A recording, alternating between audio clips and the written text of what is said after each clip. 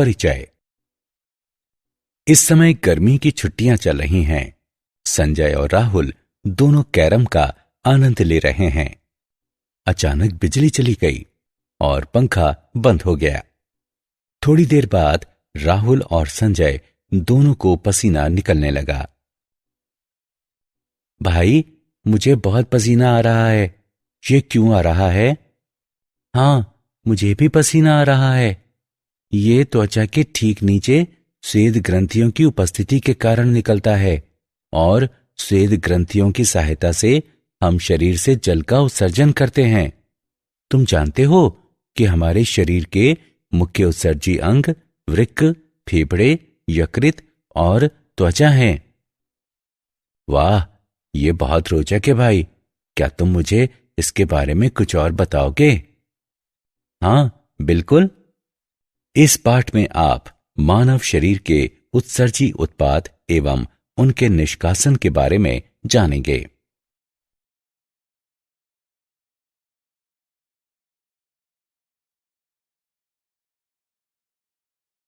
उद्देश्य।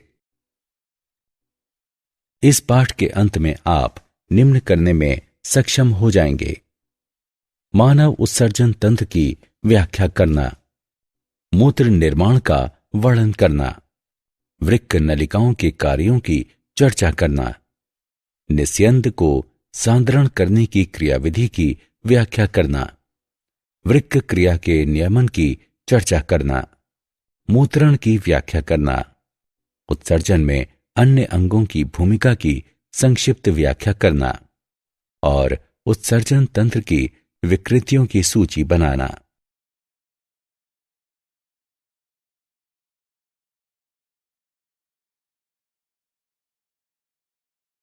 मानव उत्सर्जन तंत्र। शरीर का उत्सर्जन तंत्र शरीर से अपशिष्ट को प्रायः मूत्र या पसीने के रूप में अलग और निष्कासित करता है। मूत्र तंत्र में वृक्क, मूत्रवाहिनी, मूत्राशय और मूत्रमार्ग शामिल होते हैं। वृक्क सेम के बीच की आकृति के गहरे भूरे लाल रंग के होते हैं और पश्च उदर भित्ति पर स्थित होते हैं।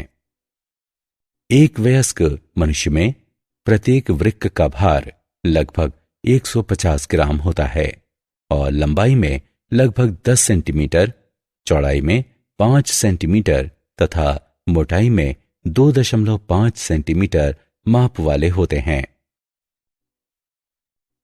वृक्क हाइलम एक ऊर्ध्वाधर खांच है जो अवतल सतह के मध्य में स्थित होती है। ये वृक्क के भीतर स्थित रिक्त स्थान वृक्क कोटर के लिए प्रवेश द्वार है। वृक्क हाइलम से होकर वृक्क धमनी प्रवेश करती है और वृक्क शिरा एवं वृक्कीय श्रोणी वृक्क कोटर से निकलती है। इस प्रकार वृक्क कोटर वृक्कीय श्रोणी, चषक, वाहिकाओं और तंत्रिकाओं और वसा की चर मात्रा से भरा होता है। वृक्कीय श्रोणी चपटी कीप के आकार की होती है। प्रक्षेपों वाला मूत्रवाहिनी के ऊर्ध्व सिरे का विस्तार चषक कहलाता है। वृक्क ऊतक में बाहरी क्षेत्र वल्कुट कहलाता है और भीतरी क्षेत्र मध्यांश कहलाता है। मध्यांश वृक्क ऊतक के त्रिकोणीय क्षेत्रों का बना होता है जो वृक्कीय पिरामिड कहलाते हैं। पिरामिड संख्या में 4 से 14 तक होते हैं और वल्कुटीय बर्तीनी स्तंभ द्वारा एक दूसरे से अलग रहते हैं। प्रत्येक पिरामिड वल्कुट के खोल से घिरा होता है और वृक्क की एक पाली बनाता है।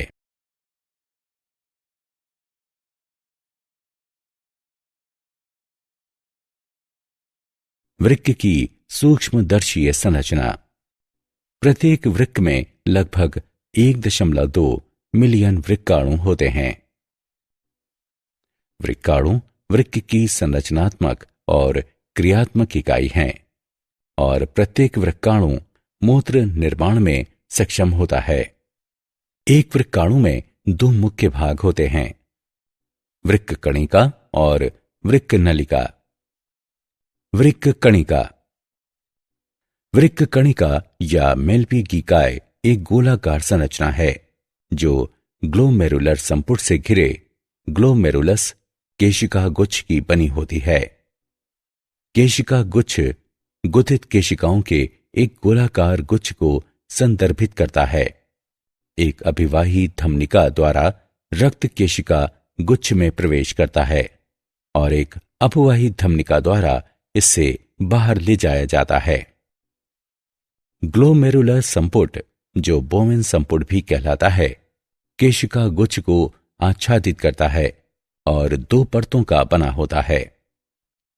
ग्लोमेरुलर कोशिकाओं को घेरने वाली भीतरी परत आंतरांगी परत कहलाती है और बाहरी परत भित्तीय परत कहलाती है।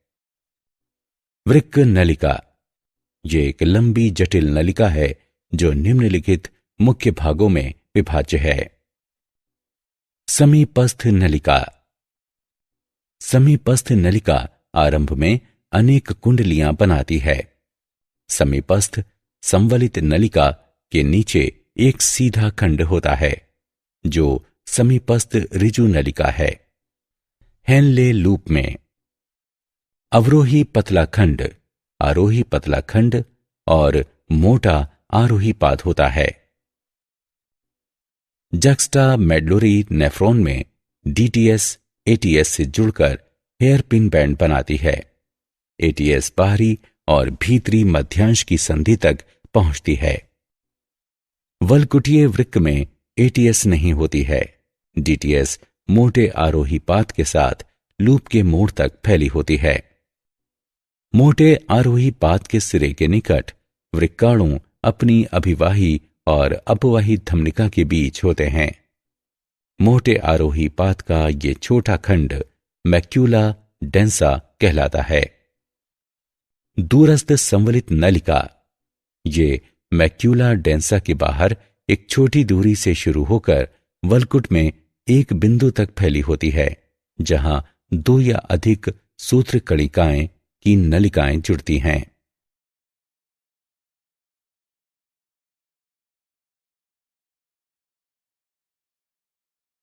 मूत्र निर्माण। मूत्र निर्माण में 3 प्रक्रियाएं सम्मिलित हैं। गुच्छीय निस्यंदन। जब रक्त केशिका गुच्छ से होकर प्रवाहित होता है तो इसमें उपयोगी रसायन तथा घुलित अपशिष्ट उत्पाद दोनों शामिल होते हैं, जो परासरण एवं विसरण द्वारा कलाओं के माध्यम से रक्त से सोख लिए जाते हैं, जहां इनका निस्यंदन किया जाता है और इसके बाद इसे बोवेन संपुट में प्रवाहित कर दिया जाता है। यह प्रक्रिया गुच्छीय निस्यंदन कहलाती है। इसमें जल, लवण, ग्लूकोज और अन्य रसायन होते हैं। एक औसत आकार वाले पुरुष में सामान्य गुच्छीय निस्यंदन दर यानी जीएफआर लगभग 125 मिलीलीटर प्रति मिनट होती है। नलिका पुनः अवशोषण। यह रक्त प्रवाह में विलय और जल के पुनः पहुंचने की गति है। ये गुच्छीय निस्यंद के संयोजन को परिवर्तित करता है और स्पष्ट रूप से इसकी मात्रा कम कर देता है। नलिका स्रवण।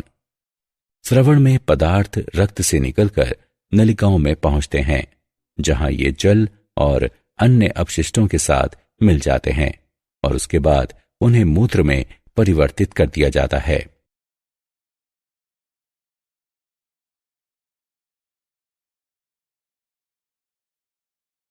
वृक्क नलिकाओं के कार्य। समीपस्थ संवलित नलिका यानी पीसीटी। समीपस्थ नलिकाकार कोशिकाओं की पहचान उनकी ल्यूमिनेल सतह पर उपस्थित ब्रुश बाढ़र उपकला द्वारा की जाती है। ब्रुश में हजारों अंकुर होते हैं जो 20 वलियों द्वारा प्रत्येक कोशिका के अवशोषण सतही क्षेत्र को बढ़ाते हैं। समीपस्थ संवलित नलिका पुनरावशोषण करती है। निस्यंदन के लिए किए गए जल Na+Cl- और अन्य विलियों का लगभग 67%। केशिका गुच्छ द्वारा निस्यंदन किए गए लगभग समस्त ग्लूकोज और अमीनो अम्ल। समीपस्थ सम्मिलित नलिका H+, यूरेट, पेनिसिलिन, सल्फोनामाइड और क्रिटिनिन स्रावित करती है।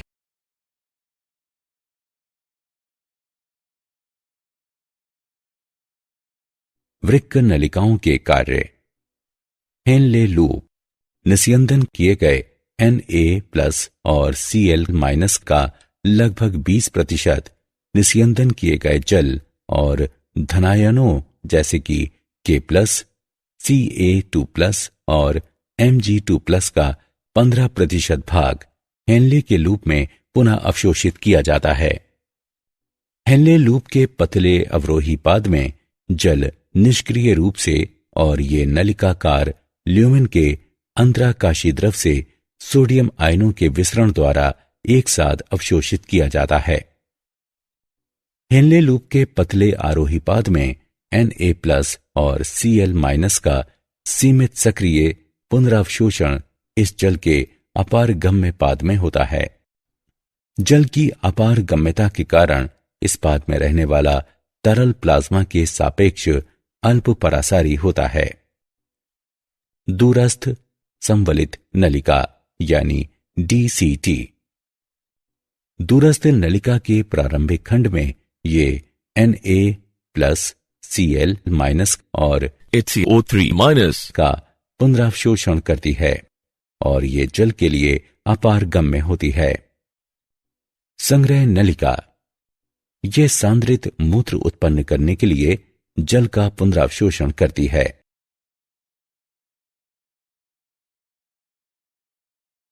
निस्यंद को सांद्रण करने की क्रियाविधि। एक प्रतिधारा प्रणाली उस प्रणाली को संदर्भित करती है जिसमें अंतर्वाह समांतर विपरीत दिशा में और कुछ दूरी तक बहिर्वाह के बहुत नजदीक प्रवाहित होता है। प्रतिधारा प्रवाह प्रणाली यू आकार की नलिकाओं से बनी होती है। वृक्क में हेनले लूप और वासा रेक्टा प्रतिधारा प्रणाली निर्मित करते हैं। हेनले लूप और वासा रेक्टा के बीच की नजदीकी अति पारासारिता और वृक्कीय मध्यांश में प्रवणता के लिए जिम्मेदार होती है।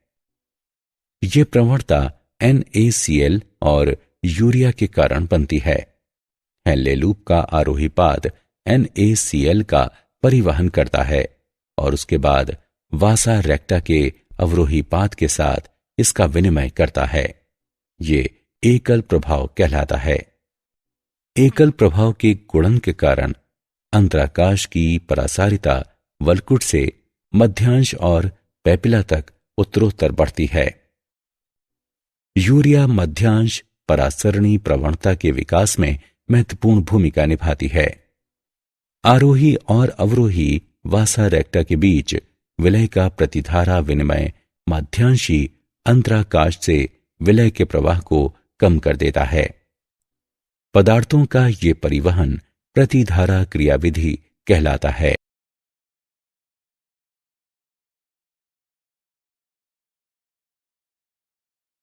वृक्क क्रियाओं का नियमन। वृक्क के कार्य का नियमन हाइपोथैलेमस, जैक्स्टाक्लोमेरुलर उपकरण और हृदय द्वारा होता है। प्रतिमूत्रल हार्मोन मस्तिष्क के हाइपोथैलेमस में उत्पन्न होता है और पीयूष ग्रंथि से रुधिर प्रवाह में मुक्त किया जाता है। ये तरल धारण में वृद्धि करके वृक्कों को अधिक जल पुनरावशोषित करने के लिए प्रेरित करता है। जब हाइपोथैलेमस में स्थित परासरण ग्राही रुधिर की परासारिता में 300 मिलीलीटर ओस्मोल प्रति लीटर से अधिक की वृद्धि देखते हैं तो हाइपोथैलेमस ADH मुक्त करता है। इस चरण में परासरण ग्राहियों की कोशिकाएं प्यास को बढ़ावा देती हैं। पानी पीने से रुधिर की परासारिता कम हो जाती है और ये ADH का स्रवण रोक देती हैं। केशिका गुच्छ की अभिवाही धमनिका में रुधिर दाब में कमी के कारण JGA रुधिर प्रवाह में एक एंजाइम रेनिन मुक्त करता है। रेनिन एक रासायनिक अभिक्रिया शुरू करता है जो एंजियोटेंसिनोजेन नामक प्लाज्मा प्रोटीन को एंजियोटेंसिन 2 नामक पेप्टाइड में बदल देती है। एंजियोटेंसिन 2 धमनिकाओं को संकुचित करके रुधिर दाब को बढ़ा देती है। एंजियोटेंसिन 2 अधिक जल और NaCl को पुनः अवशोषित करने के लिए PCT को संकेत करके रुधिर आयतन में भी वृद्धि करता है। एंजियोटेंसिन 2 एल्डोस्टेरोन हार्मोन मुक्त करने के लिए अधिवृक्क वल्कुट को सक्रिय करता है। एल्डोस्टेरोन अधिक जल और सोडियम आयनों को अवशोषित करने के लिए DCT को प्रेरित करता है। इससे रुधिर आयतन और रुधिर दाब में वृद्धि होती है। अलिंद के माध्यम से रुधिर प्रवाह में वृद्धि के कारण हृदय द्वारा अलिंदीय नेट्रियरेटिक कारक यानी ANF मुक्त किया जाता है। ANF से रुधिर वाहिकाओं में विस्फारण होता है, जिसके कारण रुधिर दाब घट जाता है। मूत्रण। मूत्रण एक प्रक्रिया है जिसके द्वारा भरे हुए मूत्राशय को खाली किया जाता है। मूत्रण की प्रक्रिया में शामिल घटनाएं हैं मूत्राशय का भरना और मूत्राशय खाली करना। जब वृक्कीय श्रोणि में मूत्र एकत्र होता है तो श्रोणि में दाब बढ़ जाता है और श्रोणि में क्रमाकुंचक संकुचन शुरू हो जाता है और मूत्राशय की ओर मूत्र को धकेलने के लिए मूत्रवाहिनी के साथ साथ फैलता है। एक बार जब मूत्राशय भर जाता है तो मूत्राशय की भित्ति पर स्थित ग्राही केंद्रीय तंत्रिका तंत्र को संदेश भेजता है। CNS मूत्राशय को संदेश पहुंचाता है, जिससे मूत्राशय की चिकनी पेशियां संकुचित होती हैं और मूत्राशयी अवरोधनी के शिथिलन के कारण मूत्र का उत्सर्जन होता है।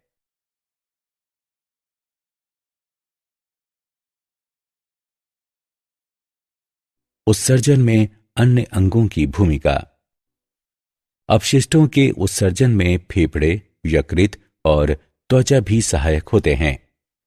फेफड़े कार्बन डाइऑक्साइड और जल वाष्प उत्सर्जित करते हैं। पित्तवर्णक पुरानी लाल रुधिर कोशिकाओं के विखंडन से यकृत द्वारा उत्पन्न किए जाते हैं। पित्त का उपयोग वसा को विखंडित करने के लिए किया जाता है। इस तरह ये हमारे शरीर से अवांछित अपशिष्ट उत्सर्जित करने में सहायता करता है। त्वचा में स्वेद और तैल ग्रंथियां होती हैं। स्वेद के माध्यम से यह कुछ मात्रा में जल, यूरिया और लवणों का उत्सर्जन करती है। तैल ग्रंथियों का मुख्य कार्य त्वचा की रक्षा करना है।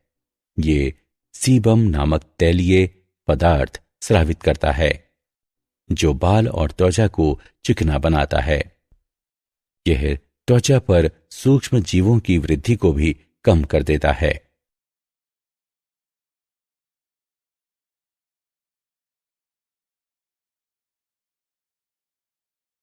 उत्सर्जन तंत्र की विकृतियां। यूरीमिया। जब मूत्रीय अपशिष्ट रुधिर में संचित हो जाता है तो ये यूरीमिया कहलाता है। ये एजेटोमिया भी कहलाता है। ये वृक्कपात का कारण हो सकता है। वृक्क प्रत्यारोपण और रक्त अपोहन यूरीमिया के उपचार हैं। रक्त अपोहन में रक्त से मूत्रीय अपशिष्ट को एक अर्ध पारगम्य कला के माध्यम से विसरण दर में अंतर करके हटाया जा सकता है। वृक्क प्रत्यारोपण में किसी व्यक्ति के अक्रियाशील वृक्क की जगह एक स्वस्थ व्यक्ति के वृक्क को प्रत्यारोपित किया जाता है। रीनल केल कलाई। ये वृक्क पथरी भी कहलाता है। मूत्र मार्ग में एक कठोर पिंड निर्मित हो जाता है, जिसके कारण दर्द, रक्तस्राव और संक्रमण हो जाता है। ग्लोमेरुलोनेफ्राइटिस। ये एक वृक्क रोग है जिसमें वृक्क का वो भाग जो रक्त के अपशिष्ट और तरल का निस्यंदन करता है नष्ट हो जाता है। क्या आप जानते हैं यकृत स्वयं का पुनरुद्भवन कर सकता है। वृक्क शरीर के कुल भार का केवल 0.5% निरूपित करता है। वृक्क 1 घंटे में लगभग 2 गैलन रुधिर छानते हैं।